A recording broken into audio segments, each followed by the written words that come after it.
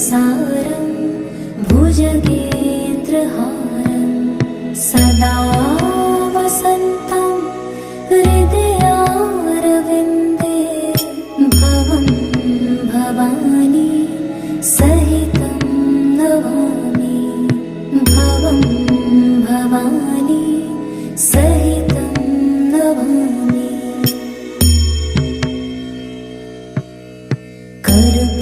कर्पूरगौरं करुणावतारं